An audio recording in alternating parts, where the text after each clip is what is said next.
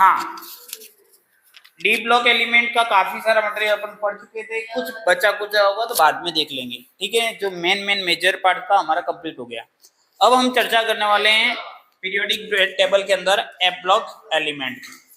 अब F block element का जो इम्पोर्टेंट रोल रहा है हमारे डेली लाइफ में, वो रहा है एक तो आपके रेडियो एक्टिव मटेरियल है और उससे एटॉमिक बम बनाए गए हैं, ठीक है, जो आज की तारीख में सबसे स्ट्रॉन्गेस्ट चीज मटेरियल मानी जाती है, ठीक है। जिसके पास भी एटॉमिक पावर है वो सबसे स्ट्रॉन्गेस्ट पावर वाला कंट्री है, ठीक है। तो हमारे इंडिया के लिए भी इसके अंदर वर्क किया गया था सबसे पहले 1974 में ऑपरेशन स्माइलिंग बुद्धा के नाम से, ठीक है। और ये आपका एटॉमिक रिसर्च की गई थी। और ये एटॉमिक के अंदर जो एलिमेंट्स काम में आते हैं वो कौन से हैं? एफ ब्लॉक एलिमेंट ही काम में आते हैं, ठीक है। उसके बाद में सेकंड जो किया गया था रिसर्च वो पोखरण में की गई थी 1998 के अंदर। उसका नाम रखा गया था ऑपरेशन शक्ति, ठीक है। और ये बिल्कुल सक्सेसफुल रहा था। 1998 के अंदर इंडिया अपना क्या हो गया? एटॉमिक पावर वाला कंट्री हो चुका था, ठीक है। अब हम एफ ब्लॉक एलिमेंट की बात करें तो इनको पीरियोडिक टेबल में एक अलग से लोकेशन दिया गया है, जो पीरियोडिक टेबल की पोर्शन में है, ठीक है। दो चेन आपको नजर आ रही हैं, एक लैंथेनाइड की सीरीज है और एक एक्टिनाइड की सीरीज है, ठीक। Lanthanide and actinide closely resemble the lanthanides and actinide respectively. Lanthanide और एक्टिनाइड जो है बहुत नजदीकी रिलेशन रखते हैं। Included in discussion of the respective series besides the 40 elements. और ये एक दूसरे के काफी नजदीक हैं और इनके कैरेक्टर भी आपस में काफी नजदीक रहेंगे। लैंथेनाइड की बात करें तो पहली सीरीज है, ये आपको दिखाई दे रही है, लैंथेनम से शुरू हो रही है, ठीक है।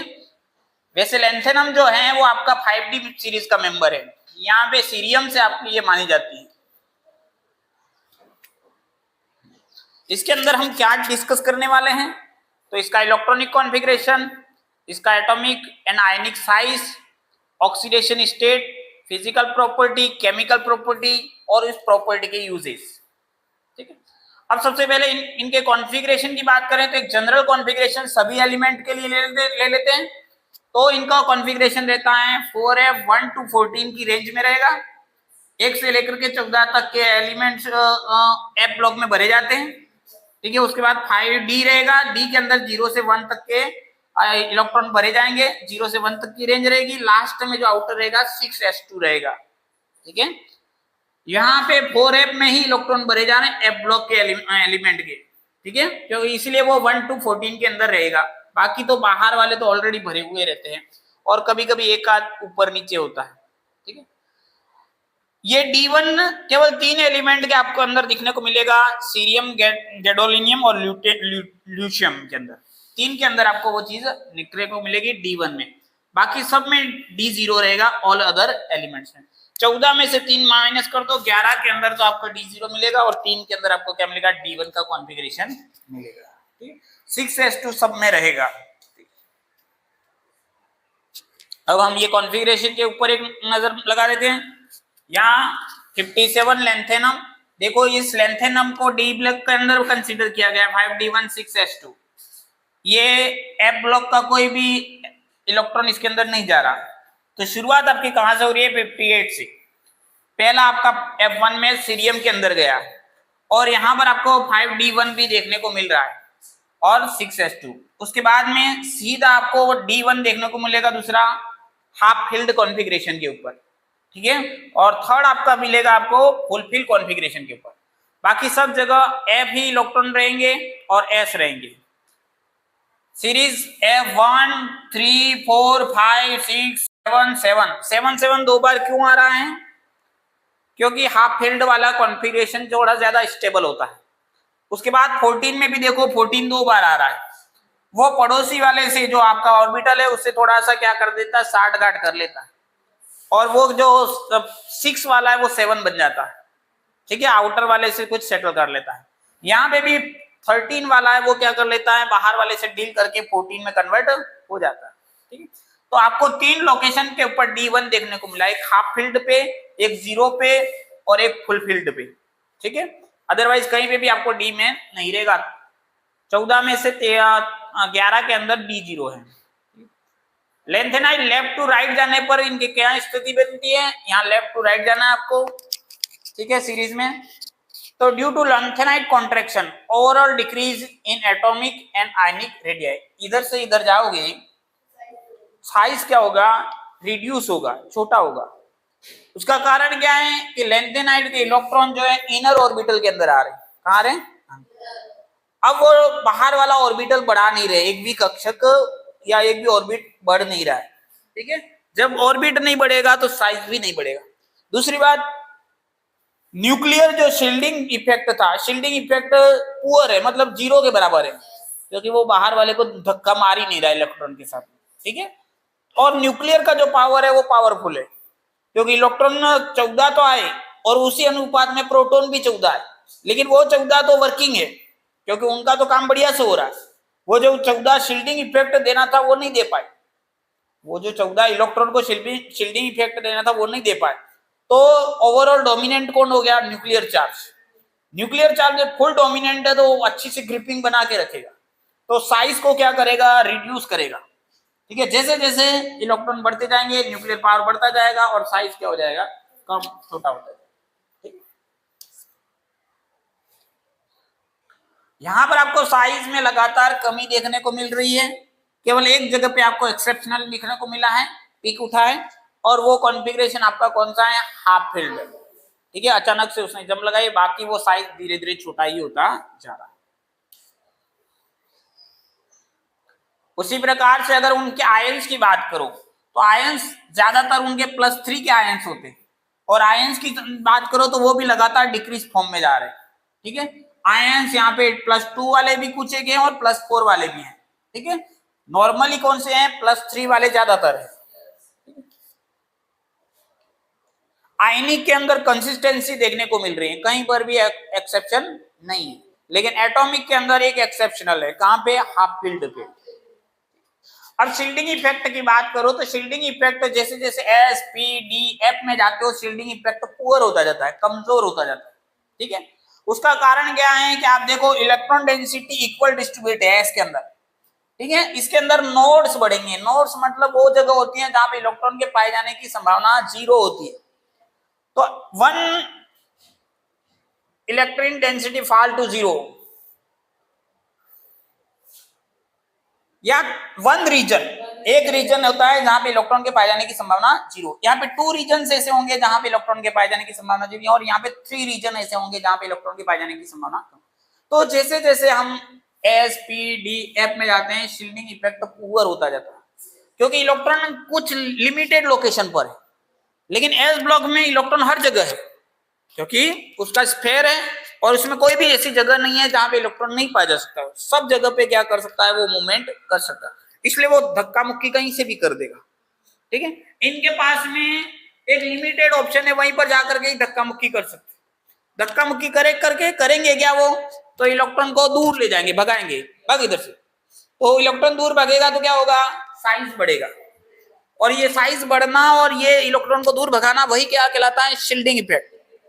शील्डिंग इफेक्ट अच्छा होगा तो साइज बड़ा होगा, और न्यूक्लियर का कंट्रोल थोड़ा सा कम होगा, क्योंकि न्यूक्लियर दूर तक उसको कंट्रोल करना पड़ेगा। अगर वो इलेक्ट्रॉन अंदर की तरफ ऑर्बिट में आकर के बस गए तो वो कुछ भी शील्डिंग इफेक्ट नहीं दे पाएंगे, और उस समय न्यूक्लियर भाई साहब हो जाएंगे डोमिनेंट। लेंथेनाइड की अब ऑक्सीडेशन स्टेट की चर्चा करते हैं। यहां तक हमने चर्चा करी एटॉमिक रेडियाई की और आयनिक रेडियाई की। देखने में आया कि आयनिक रेडियाई और एटॉमिक रेडियाई दोनों कंसिस्टेंट तरीके से नीचे की तरफ आ रहे। एटॉमिक रेडियाई के अंदर हमको एक एक्सेप्शन देखने को मिला हाफ फील्ड के ऊपर, ठीक है। अब हम बात कर लेते हैं ऑक्सीडेशन स्टेट की। तो लेंथेनाइड कॉमनली आपके 3rd ऑक्सीडेशन स्टेट में पाए जाते हैं, लेंथेनाइड +3 की कंडीशन में पाए जाते हैं। इसका कारण क्या है? तो easy removal of 2 6s electron and 1 d electron, क्योंकि इनके अंदर बाहर में 2 इलेक्ट्रॉन s वाले पड़े हुए हैं, वो दोनों तो खाली कर लो, उनको कोई ज्यादा धक्का मुक्की की जरूरत है नहीं, उनको किसी ने जोर से पकड़ के नहीं रखा, ठीक है। और उसके बाद में d ऑर्बिटल में कभी कभी एक इलेक्ट्रॉन आ जाता है, तो हमने देखा 3 ऐसे एलिमेंट है जिसके अंदर d1 पाया गया, ठीक है। तो वो तीनों तो आसानी से निकल सकते हैं, इसलिए 3 की ऑक्सीडेशन स्टेट बढ़िया रहती है। जैसे ही 14वें में आ जाते हैं तो फिर वो अंदर वाला ऑर्बिटल आ जाता है, और अंदर वाले के ऊपर वो न्यूक्लियर भाई साहब थोड़े मजबूती से डटे हुए हैं, नहीं जाने दूंगा मेरी गिरफ्त में। ठीक है, तो अब उनको निकालना है, आयोनाइजेशन एंथैल्पी ज्यादा चाहिएगा। ठीक है, तो एफ वाले को निकालना मुश्किल रहता है, इसलिए बाहर के 3 निकल सकते हैं, इसलिए लैंथेनाइट कॉमनली 3 के ऑक्सीडेशन स्टेट में पाया जाता है। कभी कभी ये +2 और +4 में भी पाया गया है। ठीक है, लेकिन मेजोरिटी किसकी है, +3। Extra stability of empty half filled and fully filled F subshell. अब ये +2 और +4 में किस कंडीशन में पाया गया है, तो या तो उसको हाफ फिल्ड कॉन्फ़िगरेशन मिला है, या फुल फिल्ड मिला है, या एम्प्टी मिला। ठीक है, एम्प्टी में भी पूरी तरह से स्टेबल हो जाएगा, हाफ फील्ड में स्टेबल हो जाएगा, और फुल फील्ड में स्टेबल। उस कंडीशन में वो वायलेट करेगा +3 से। ठीक है, तो हम यहाँ पे देख सकते हैं कि +3 क्यों कॉमन है। ठीक है, तो आप देखोगे सीरियम का +4 और सीरियम का +3 दोनों को कंपेयर करते हैं, तो +4 को कंपेयर करते हो तो इसको कॉन्फ़िगरेशन मिलता है F0 का। कौन सा कॉन्फ़िगरेशन मिलता है, F0 का। मतलब इसके 3 तो 2 तो चले गए S से, एक चला गया D से, और एक ही भाई साहब था F में, वो भी चला गया, तो चारों चले गए, और F0 मिलते ही इसको एम्प्टी F वाला स्टेबिलिटी मिला है। कौन सा, एम्प्टी F। एम्प्टी F के कारण से देखो आगे क्या हो गया, इनर्ट गैस कॉन्फ़िगरेशन मिल गया। इनर्ट गैस मतलब ये हो गया 18वें ग्रुप का मेंबर। 18वें ग्रुप से स्टेबल कुछ भी ज्यादा नहीं होता है। ठीक है, F ब्लॉक भरा हुआ हो तो भी 18वें ग्रुप से ज्यादा स्टेबल नहीं है। सबसे पीरियोडिक टेबल में सबसे हाईएस्ट स्टेबल कौन है, 18 ग्रुप के मेंबर। हर कोई कौन बनना चाहता है, 18 ग्रुप के मेंबर बनना चाहता है। अंततः गतवा क्या है, उनकी इच्छा बस 18 ग्रुप का मेंबर बन जाए, यही चाहत रहती है। ठीक है, अब अगर +3 बनता है तो इसके पास में क्या होगा, 1 इलेक्ट्रॉन। अब 1 इलेक्ट्रॉन रहेगा तो ये लावारिस कहीं ना कहीं रबड़ता फिरेगा। ठीक है, तो ये क्या करेगा, परेशानी का कारण बनेगा। ठीक है, तो इससे बढ़िया है कि ये F0 में चला जाए। ठीक है, ये सिंगल रहेगा तो इसको संभालना बड़ा टेढ़ा काम है। ठीक है, इसको कहाँ संभालते फिरेंगे। अब बात कर लेते हैं EU+2 के अंदर और EU+3 के अंदर। तो EU+2 के अंदर जाता है तो क्योंकि बाहर के 2 एसिड गायब होते हैं, तो इसके कारण से इसको हाफ फील्ड मिल जाता है। इसके अंदर D0 होता है। ठीक है, तो 2 S भाई साहब चले गए तो हाफ फील्ड बोल गया मैं मजबूत। ठीक है, बाकी दुनिया जाए बाहर में। ठीक है, तो EU वाला 7 पे आ गया, उसको कोई लेना देना नहीं। लेकिन अगर EU+3 में जाता तो बेचारे को समस्या हो जाएगी 6 की, फिर अंदर की सारी समस्या हो गई। एक खाली हो गया तो सब इधर उधर, कभी इधर रूम में जा रहे हैं, कभी वो इस ऑर्बिट में भाग रहा है, तो सबका मामला बिगड़ रहा है। ठीक है, अब बात कर ले टर्बिडियम के अंदर। +4 और +3 दोनों का कंपेयर करते हैं। +4 में जाने पर उसको ज्यादा स्टेबिलिटी मिल रही है, +3 में उसको नहीं मिल रहा है। 8 में आने पर कुछ ना कुछ गड़बड़ होगा, क्योंकि नंबर ऑफ अनपेयर्ड इलेक्ट्रॉन सही सेटल नहीं हो रहे हैं। यहाँ पे 14 मिल रहा है कॉन्फ़िगरेशन, तो YB+2 ले लेगा। +3 कंपेरेटिवली थोड़ा सा कम स्टेबल है तो नहीं लेगा। तो इन चारों का बता रखा है कि ये 4 एलिमेंट ऐसे हैं जो +3 के कंपेयर में +2 और +4 में ज्यादा स्टेबल है। +2 और +4 में ज्यादा स्टेबल है। यहाँ पे EU+2 में ज्यादा स्टेबल है, YB+2 में।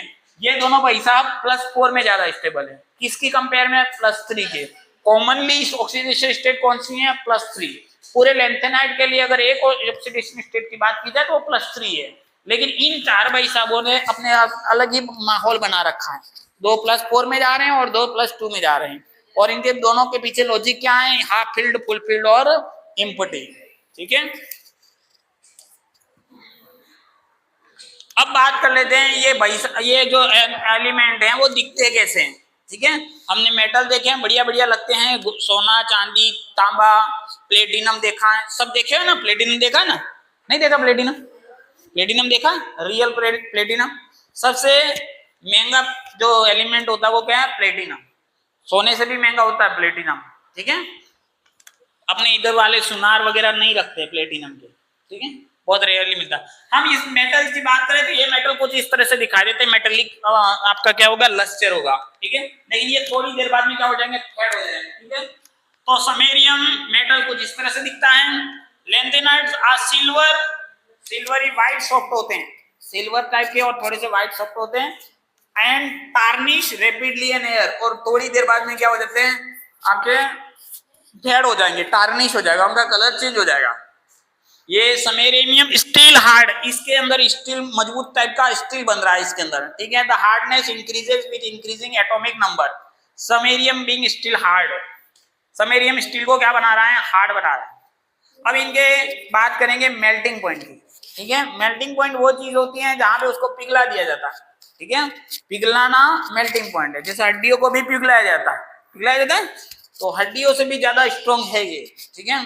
इसका टेम्परेचर कितना है तो आप देखोगे कुछ देयर मेल्टिंग पॉइंट की रेंज है 1000 से 1200 केल्विन। इसमें भी आप समेरियम की बात करो तो ये भाई साहब और भी टॉप पे पहुंच गए हैं, 1623 केल्विन के अंदर ये है समेरियम, ठीक है। तो ये किसमें जाते हैं, स्टील के अंदर जाते हैं। अब बात कर लेते हैं डेंसिटी की। डेंसिटी क्या होता है, एक यूनिट वॉल्यूम के अंदर नंबर ऑफ पार्टिकल्स, ठीक है। हम जब बात कर लेते हैं सॉलिड की, तो सॉलिड के अंदर जो पार्टिकल है वो बहुत नजदीक नजदीक रहेंगे। अब सॉलिड सॉलिड के अंदर कंपैरिजन करेंगे तो वो जो स्ट्रॉन्गेस्ट मटेरियल होगा उसका मेल्टिंग पॉइंट ज्यादा होगा, क्योंकि उसमें जो पार्टिकल है वो क्लोज पैक्ड रहेगी, हाईली क्लोज पैक्ड रहेंगे। तो हम डेंसिटी की बात करते हैं, density and other properties change smoothly except for EU and YB and occasionally for SM and TM, ठीक है।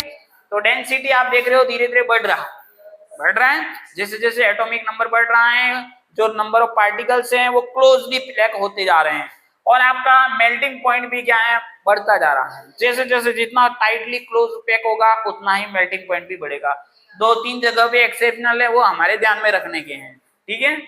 और ये जहां जहां पे भी आपको दिखाई देगा तो इसके बीच में कहीं ना कहीं आपको हाफ फील्ड, फुल फील्ड या कोई न कोई रीजन होगा, लॉजिकल रीजन। अब हम बात कर लेते हैं इलेक्ट्रिकल कंडक्टिविटी और थर्मल कंडक्टिविटी। ये दोनों प्रॉपर्टीज देखने को मिलती है, क्योंकि हमें इन दोनों को प्रॉपर्टीज में बहुत ज्यादा डील करना पड़ता है। या तो वायर बनाना पड़ता है, या कहीं कहीं कंडक्टेंस में इसको यूज करना पड़ता है। थर्मल में भी हमको चेक करना पड़ता है कि इंसुलेटर तो नहीं है। तो ये they are good conductors of heat and electricity. ये दोनों क्या है, हीट के और इलेक्ट्रिसिटी के गुड कंडक्टर हैं। थोड़ा सा आगे लेकर के चलते हैं, ट्राइवेलेंट लैंथेनॉइड्स आयन। अब ये हमने बात करी थी कि इसके अंदर सारे आयंस कैसे हैं, +3 की ऑक्सीडेशन स्टेट में। तो ये क्या है, कलर वाले होते हैं, ठीक है। कलर हमको बड़े प्यारे लगते हैं। Pr+3 की बात करो एक्वस सॉल्यूशन, तो ये हल्का सा आपको ग्रीनिश टाइप का दिखेगा। अब ग्रीन का में भी अलग अलग शेड आते हैं, ठीक है। अब कौन सा शेड है वो आप देख लेना, ठीक है। समेरियम में भी ये आपको दिखाई दे रहा है ग्रे कलर का, ठीक है। ये एक्वस सॉल्यूशन है। सॉलिड में भी ये इनका कलर होता है और एक्वस में भी ये कलर देते हैं, ठीक है। Many trivalent lanthanide ions are coloured both in the solid state and in aqueous solution due to incomplete filling of f orbital except lanthanum+3 and lutetium+3। इनके अंदर क्या है, इनकम्प्लीट f ऑर्बिटल है। इनकम्प्लीट f ऑर्बिटल है, कहां कहां कुछ जगह पे कंप्लीट रहेगा, कहां पे हाफ फील्ड, फुल फील्ड और फुली फील्ड और हाफ फील्ड और एम्प्टी। इन 3 जगहों पे आपका क्या रहेगा, ये इनकम्प्लीट नहीं रहेगा, फुल फील्ड रहेगा। बाकी सब जगह इनकम्प्लीट रहेगा, और इनकम्प्लीट रहेगा तो वो इलेक्ट्रॉन जंपिंग करेंगे, और जंपिंग करेंगे तो कलर देंगे, ठीक है। अब हम बात कर रहे हैं कलर ऑफ लैंथेनाइड आयंस। यहाँ पे देखो lanthanum+3 और lutetium+3 के अंदर ये दोनों भाई साहब आ गए, एक तो एम्प्टी वाला कॉन्फ़िगरेशन वाला और एक फुल फील्ड कॉन्फ़िगरेशन वाला। दोनों के पास में कोई इलेक्ट्रॉन नहीं है और कलरलेस हो जाएंगे, ठीक है। ये सिंपल सा लॉजिक दे रखा है। अब इसी प्रकार से आप F0 और F14 में आप ये दोनों भाई साहब को देखोगे, La+3 Cerium+4, और F14 में Yb+2 और Lutetium+3। Other than these all others ions are paramagnetic. Magnetic property की बात कर रहे हैं, मैग्नेटिक प्रॉपर्टी भी रेस्पॉन्सिबल है अनपेयर्ड इलेक्ट्रॉन के कारण से, ठीक है। अनपेयर्ड इलेक्ट्रॉन रहेगा तो लावारिस इधर इधर घूमता रहेगा तो कुछ ना कुछ खुरापात करता रहेगा, तो आपका मैग्नेटिक प्रॉपर्टी भी क्रिएट करेगा। अगर वो पेयर्ड में है तो व्यवस्थित तरीके से बैठे रहेंगे एक जगह पे, ठीक है। अगर वो पेयर्ड नहीं है तो वो घूमते रहेंगे, ठीक है। Point to be remember, ionization enthalpy are fairly low and comparable to alkaline earth metals। ये जो आयोनाइजेशन एंथैल्पी है वो कम है। आयोनाइजेशन एंथैल्पी कम है का मतलब क्या है, इलेक्ट्रॉन को बाहर निकालने के लिए कम ऊर्जा की जरूरत है। इलेक्ट्रॉन फटाक से बाहर निकल जाएगा, ठीक है। बोलेगा मैं तो भाग जाऊंगा अभी, ठीक है, भागने के लिए बैठा हुआ है पहले से, ठीक है। जब वो भागने के लिए बैठा होगा तो उसका खुद का क्या हो जाएगा, ऑक्सीडेशन हो जाएगा। और जब खुद का ऑक्सीडेशन हो जाएगा तो क्या होगा, उसके दो ही पहलू होते हैं, एक खाली होगा तो कोई ना और सामने वाले को कुछ करेगा, सामने वाला हो गया रिड्यूसिंग एजेंट हो जाएगा और उसका खुद का क्या हो जाएगा, ऑक्सीडेशन।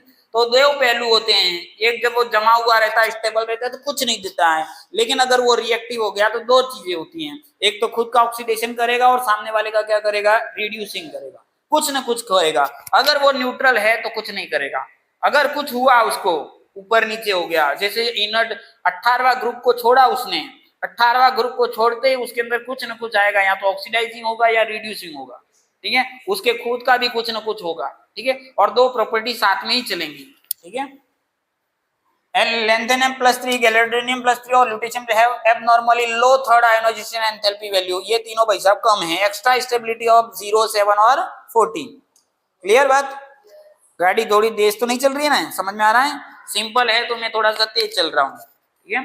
अब इनके कॉन्फ़िगरेशन आप देखोगे तो +2 से +3 में जा रहा है, +2 से +3 में जा रहा है, ऑक्सीडेशन हो रहा है किसका, लैंथेनम का, इजीली ऑक्सीडेशन हो सकता है, क्यों, क्योंकि यहाँ पे एक इलेक्ट्रॉन इसके पास में लावारिस पड़ा है, इसको भगाना है, इसको वैसे भी क्यों भगाना है, क्योंकि इसको मिल जाएगा स्टेबिलिटी, क्या मिल जाएगा, स्टेबिलिटी, इसका घर हो जाएगा सेट, मामला बढ़िया हो जाएगा उसका, ठीक है।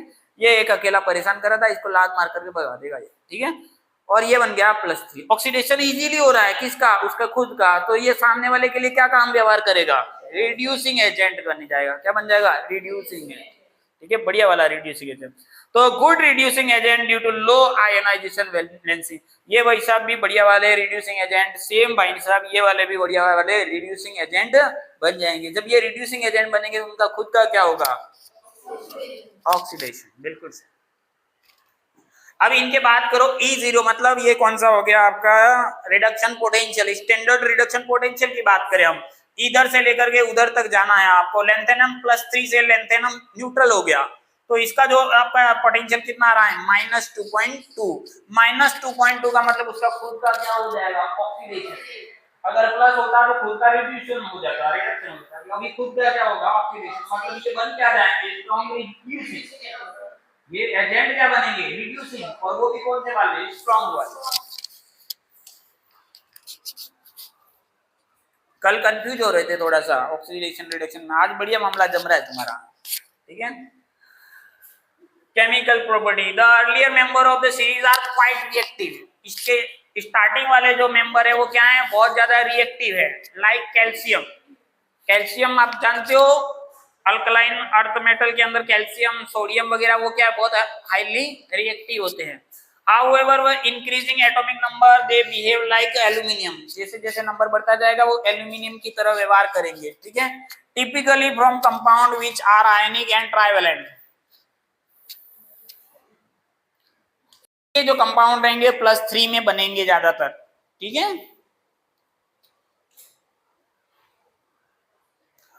अब हम थोड़ा सा और आगे चलेंगे, थोड़ा सा और आगे चलेंगे और लैंथेनाइड को और एक्सप्लोर करेंगे। चलो क्या करेंगे, लैंथेनाइड अब किस किस के साथ में रिएक्शन करेगा, ठीक है। सबसे पहले लैंथेनाइड को ले लेकर जाकर के डाल देते हैं एसिड के साथ में, एसिड हमारा प्यारा है, हम एसिड को डालते हैं और हम निकालते हैं हाइड्रोजन गैस हमेशा, ठीक है, हमेशा याद रहता है, मेटल होगा, एसिड मिलेगा और हाइड्रोजन गैस निकालेगा। एक जगह नहीं निकालता है, कॉपर के साथ में, वो मैंने तुमको डी ब्लॉक में बताया था। कॉपर में क्यों नहीं निकालता है, क्योंकि कॉपर +1 में तो बराबर है, +2 नहीं बनाता, ठीक है। कॉपर हाइड्रोजन के साथ नहीं निकालेगा, ध्यान रखना, ठीक है, वो स्पेसिफिक चीज बताया था। अब बात कर लेते हैं ऑक्सीजन की। ऑक्सीजन भी हमारे पास में पर्याप्त है, एनवायरमेंट में बहुत सारी ऑक्सीजन है, जलाएंगे तो क्या बन जाएगा, ऑक्साइड बना देगा, ठीक है। ऑक्साइड बना देगा तो इसका फार्मूला कैसे बनेगा, तो क्योंकि लैंथेनम के ऊपर +3 होता है, ऑक्सीजन के ऊपर दोनों 2 होता है, दोनों क्रॉस में चेंज हो जाएंगे, फार्मूला बन जाएगा Ln2O3 और बन जाएंगे ऑक्साइड, ठीक है, दोनों बन के बढ़िया प्यारे वाले। अब बात कर लेते हैं हीटेड विद सल्फर, सल्फर हमको देखने को मिला नहीं लेकिन फिर भी मान लेते हैं, गर्म करेंगे सल्फर के साथ में, येलो कलर का होता है सल्फर, ठीक है। ये बन गया, सल्फर के ऊपर भी आपके 2 चार्ज होता है। सल्फर किसका मेंबर है, तो ऑक्सीजन वाली फैमिली का, क्योंकि ऑक्सीजन के ऊपर -2 होता है, सल्फर के ऊपर भी -2 होगा, क्योंकि पूरी फैमिली एक जैसे नेचर की होती है, नहीं होती है नॉर्मली फैमिली एक जैसे नेचर की होती है, ठीक है। तो लेंथेनम +3 है और सल्फर दोनों ने आपस में इंटरचेंज किया Ln2H3। अब बात कर लेते हैं नाइट्रोजन के साथ में। नाइट्रोजन की वैलेंसी होती है 3 ऑक्सीजन का न O, तो कार्बन की 4 होती है, नाइट्रोजन की 3 होती है और ऑक्सीजन की 2 होती है। नीचे नीचे डिक्रीज होता रहता है, पीरियोडिक टेबल में ऐसे जाते हैं ना क ब क न O F, ठीक है। तो कार्बन की 4 होती है, नाइट्रोजन की 3 होती है और ऑक्सीजन की क्या हो जाती है 2। तो नाइट्रोजन की वैलेंसी हमारी होगी 3, -3 इसका +3 इसका, तो आपका इसका सिंपल फार्मूला निकालेगा तो 1:1 निकलेगा, क्योंकि 3 से 3 कट जाएगा। तो दोनों के 3 रखा हो तो कोई मतलब नहीं है, आप सिंगल ही कर दो, इसको सिंपल लेवल पे लेकर आ जाओ। तो Ln आपका क्या बन गया इसका फार्मूला, ठीक है। नेक्स्ट बात कर लेते हैं कार्बन के साथ में इस भाई साहब को 2773 केल्विन पर टेम्परेचर कैसा है 2773, बहुत कम टेम्परेचर है, बहुत ज्यादा है 2773, बहुत ज्यादा। हम तो इस जगह पे रह भी नहीं पाएंगे क्योंकि हमारी तो हड्डियां भी निकल जाएंगी, ठीक है, क्योंकि हमारी तो हड्डियां 500 में गल जाती है। तो ये किसने देखा होगा, है ना, जिसने देखा होगा वो काफी दूर से देखा होगा उसने, ठीक है। तो LnC2, ठीक है, 2 कार्बन है तो C2, ये भाई साहब इधर 3 इधर गए और हाँ 3 इधर गए और 1 इधर गया, अलग अलग बना रहा है। तो कार्बन 2 है तो Ln2C3, यहाँ पे तो सही है, चलो कोई नहीं, बन जाएगा कुछ भी। अब पानी के साथ में पानी डाल दो इसके ऊपर, किसके ऊपर पानी डाल देंगे, लेंथेनाइड के ऊपर पानी डालो, पानी डालते हाइड्रोक्साइड बना देते, पानी डालते क्या बन जाता है हाइड्रोक्साइड। जब सोडियम को पानी में डालते क्या होता है, सोडियम को पानी में डालते क्या होता है, आग लग जाती है, लेकिन वो बनेगा क्या, हाइड्रोक्साइड बनेगा। क्या बनाएगा, हाइड्रोक्साइड। कैल्शियम को पानी में डालेंगे क्या बनेगा, हाइड्रोक्साइड बनेगा। कैल्शियम का हाइड्रोक्साइड क्या कहलाता है, स्लैक्ड लाइम वाटर कहलाता है। उसी लाइम वाटर का फार्मूला क्या होता है, हाँ भाई सब ये हाइड्रोक्साइड है, जैसे पानी में डालोगे हाइड्रोक्साइड बन जाते हैं, ठीक है। H भाग जाता है और OH जाकर के इससे मिल जाता है, ठीक है। सोडियम के साथ मिलेगा तो NaOH, ठीक है। तो कैल्शियम के साथ मिलेगा तो कैल्शियम हाइड्रोक्साइड, कैल्शियम के 2 वैलेंसी होती है इसलिए कैल्शियम OH का होल ट्वाइस बनाएगा। यहाँ पे लेंथेनाइड की 3 वैलेंसी होती है, LnOH का थाइस बना रहा है, ठीक है। और फिर लास्ट में बच गया कौन, हेलोजन। हेलोजन की वैलेंसी 1 होती है, तो Ln के पास तो 1 वैलेंसी और X के पास में 3 वैलेंसी आ गई, ठीक है, क्रॉस हो गया, दोनों ने इंटरचेंज कर दिया, फार्मूला बन गया Lnx3। ये सब हमने क्या पढ़ा, ये सब हमने क्या पढ़ा, रामायण पढ़ी, लेंथेनाइड की केमिकल प्रॉपर्टी, अलग अलग एलिमेंट के साथ में क्या करा आपने, ले जा करके टेस्ट किया, तू इसके साथ में कैसे करेगा, तू इसके साथ में कैसे करेगा, तू इसके साथ में कैसे व्यवहार करेगा। तो सबका व्यवहार नोट करके रखा है ताकि सबको बार बार एक्सपेरिमेंट नहीं करना पड़े, नहीं तो अपन भी बार बार जाके इसके साथ में हाइड्रोजन के साथ में कैसा व्यवहार करेगा, पानी के साथ में कैसा व्यवहार करेगा, तो यहाँ पे पढ़ लोगे तो काम आसान हो जाएगा 10 मिनट में, ठीक है। तो अपने को एक्सपेरिमेंट करने नहीं पड़ेगा। Uses of inner transition metals, अब इसके बाद बात करो तो इसके क्या यूजेज हैं, तो एलॉय बन जाएंगे। एलॉय क्या होते हैं, 2 मेटल्स को मिक्स करने के बाद में नया स्टेबल मेटल मिलता है, ठीक है, मिक्स मेटल, एलॉय। स्टील बनता है। Catalyst in petroleum cracking, petroleum वाले में क्या बनाता है, कैटलिस्ट का काम करता है। कैटलिस्ट क्या होते हैं आपको भली बात पता है ना। उसके बाद बात करते हैं फॉस्फोरस में, फॉस्फोरस के अंदर भी इसका यूज आता है, फॉस्फोरस के सिंथेसिस में। Phosphorus in television screen, television screen में भी फॉस्फोरस में अंदर काम में आता है, ठीक है। साथ ही साथ फॉस्फोरस बड़ा विषय पॉइजन मटेरियल है, ठीक है, रेड फॉस्फोरस, व्हाइट फॉस्फोरस। हाँ, इसके बाद आ जाते हैं, इसका यूज किया जाता है मीश मेटल के अंदर। किस मेटल के अंदर, मीश मेटल। मीश मेटल क्या होते हैं, तो मीश मेटल होते हैं, क्या होते हैं, मीश मेटल क्या होते हैं, मेटल होते हैं। तो मीश मेटल की खासियत क्या है कि it consist of A lanthanide metal, 95% तो लेंथेनाइड रहेंगे और 5% क्या रहेगा, आयरन। दोनों मिक्स होकर हो जाएंगे तो आपको क्या बनाएंगे, मीश मेटल। क्या बनाएंगे, 95% तो क्या हो गया, लेंथेनाइड, और 5% क्या हो गया, आयरन। विनीगर कितने परसेंट होता है, विनीगर क्या होता है, विनीगर, हाँ पर फार्मूला क्या है, मंचूरियन करते रहते हुए 8% एसिडिक 5 से 8 की रेंज में रहता है। 5 से 8 की रेंज में क्या रहेगा, एसिडिक एसिड, और बाकी सब क्या रहता है, पानी। 5 से 8 ही तो एसिटिक एसिड रहेगा, बाकी सब क्या रहेगा पानी। दोनों को मिला दोगे तो क्या बनेगा विनीगर, ठीक है। ग्लेशियल एसिटिक एसिड क्या होता है, जम जाता है। तो एसिटिक एसिड का मेल्टिंग पॉइंट कम होता है तो रूम टेम्परेचर पे ही जम जाता है, रूम टेम्परेचर पर ही जम जाता है। रूम टेम्परेचर कितना होता है 25। हम जमते हैं रूम टेम्परेचर पे, नहीं जमते, हम जमते नहीं। हम रूम टेम्परेचर पे तो नहीं जमते, लेकिन 5 डिग्री पे 0 डिग्री पे थोड़े थोड़े जमते हैं, जमते थोड़े थोड़े। आप रह नहीं पाते 5 डिग्री 10 डिग्री, धीरे धीरे जैसे जैसे टेम्परेचर कम होता जाता है 0 के आसपास, तो आप भी जमने लग जाते हो, नहीं लग जाते हो। कोई बर्फ में अगर लंबे समय तक लेटे तो पूरा जम जाता है, नहीं जम जाता है। और आप पिघलने कब लगते हो, अभी 40 के आसपास थोड़ा पिघलने लगते हो, लगते हो पिघलने। अभी कड़ी धूप में आपको खड़ा किया जाए तो आप थोड़े से पिघलने लगोगे, ठीक है, मतलब पूरा पानी सूख जाएगा, ठीक है। 50 डिग्री 55 डिग्री पे तो बढ़िया से पिघलने लगोगे, है ना, ड्राई होने लग जाते हो, बहुत बुरी हालत हो जाती है 50 डिग्री पे, ठीक है, सारा पानी निकल जाएगा आपका। हाँ, मीश मेटल बुलेट्स एंड शेल्स, ये मीश मेटल से आपके क्या बन रहा है, बुलेट्स और इसका शेल। ये देखो अंदर गोली होती है और उसके ऊपर शेल होता है, जब गोली चलती है तो शेल सेपरेट हो जाता है, ठीक है। कभी तुमने गोली देखी नहीं होगी, देखी नहीं, पैरासीटामोल देखा होगा, केवल पैरासीटामोल की गोली देखी है, पैरासीटामोल की गोली देखी है, पैरासीटामोल है ना, अपने विटामिन सी की देखी है, पैरासीटामोल ये भी देखिए, भारी लोग हो तुम तो। Misch metal in lighter flint, lighter के अंदर भी इसको यूज में लाए जाते हैं। या नीचे वालों ने दिखाई थी, खाड़े में रहने का एक तो फायदा है। Radio active and used in nuclear reactors, ठीक है, ये radio active and nuclear reactors में यूज किया जाता है, एटम बम में भी यूज किया जाता है। Hiroshima and Nagasaki bomb attack, ये सबसे पहला आपका क्या है एक्सपेरिमेंट है एटॉमिक बम का, ठीक है। लेंथेनाइड का सबसे पहला एक्सपेरिमेंट हुआ था, उसके बाद लोग लेंथेनाइड और एक्टिनाइड से भयंकर डर गए, ठीक है। डर क्या गए, उनको अलग ही जगह मिली हुई है लास्ट में, अलग से सेपरेट, ठीक है। और उसके बाद इनकी बारे में लोगों में बड़ी उत्सुकता क्यूरियोसिटी रहेगी, यार ये भाई साहब होते कैसे, ठीक है, ये इत्तू से होते हैं और इतना बड़ा धमाका करते हैं, ठीक है। कौन, ये लेंथेनाइड और एक्टिनाइड, ठीक है। उसमें भी कुछ स्पेसिफिक तो कुछ और नवाबी बने हुए हैं, ठीक है।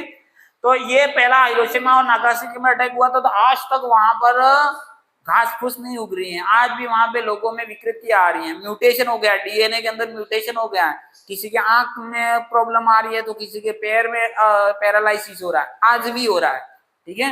तो पूरे वर्ल्ड ने ये माना कि यार ये भयंकर त्रासदी है, अपन के मिल करके एक संगठन बनाते हैं, ठीक है, यूएनओ बनाया, उसने बोला कि पूरे वर्ल्ड में शांति रहनी चाहिए, सबको जीने का अधिकार, थोड़ा थोड़ा जी लेने दो सबको, ठीक है। ऐसे ऐसे मार डालोगे तो क्या मतलब है, ठीक है। तो फिर लोगों ने शांति बनाई, फिर भी आजकल लोग मानते नहीं है, कोई न कोई टकराते रहते हैं, अमेरिका कहीं न कहीं ईरान से टकराता है, कहीं उधर आजकल वो एक और जगह लड़ाई चल रही है ना, उधर रूस का यूक्रेन के साथ है, वो मानते ही नहीं है। और अभी क्या कर रहा है, अमेरिका किसी को भी एटॉमिक पावर नहीं बनने देता, अब नया कोई भी एटॉमिक पावर वाला कंट्री नहीं बनता, जैसे उनको पता चल जाता है वो रिसर्च कर रहे हैं एटॉमिक में कुछ, तो वहां जाके वो धमक जाता है, करना नहीं, करना नहीं, मेरे को दे दो, यूं करके वो लेके पला जाता है, ठीक है। अभी ईरान के पास में भी एटॉमिक मिला तो बोले मेरे को दे दो, तुमको करना नहीं है, शांति से बैठे रहो, तो दूसरे को एटॉमिक पावर नहीं बनने दे, जो बन गए सो बन गए। तो इंडिया भी पहले बन गया तो इंडिया फायदे में रहा, लेकिन अब इंडिया को बनने नहीं देता। जब तक कोई पावरफुल रहेगा तो दूसरे देश को क्या करेगा, आपको दबा के रखेगा। चेरेनोबिल डिजास्टर, चेरेनोबिल डिजास्टर भी एक बहुत बड़ी त्रासदी हुई थी, उसके बाद में रेडियोथेरेपी, कैंसर वाले के अंदर भी आपको ये चीज देखने को मिलेगी। टाइम क्या हो गया, यहाँ हमारा लेन देन आइड पूरा हुआ है और आपका टाइम भी पूरा हो गया, ठीक है। अब अपन कल बात करेंगे किसकी, एक्टिनाइड्स की।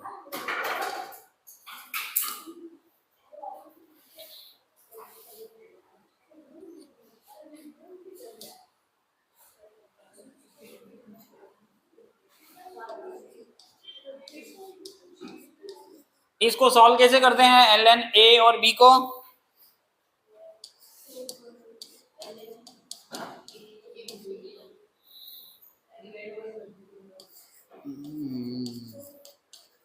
इनको कैसे सॉल्व करते हैं ये सिखाया था तुमको, कैसे करते हैं,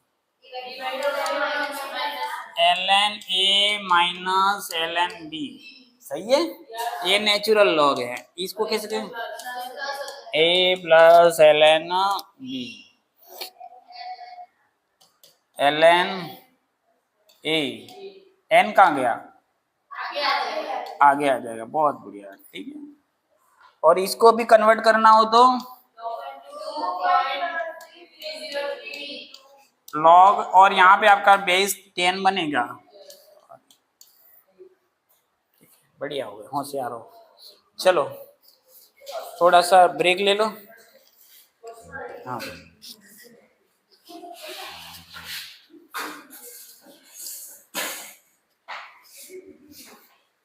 चलो, बाहर बच्चे आए बुला रहे।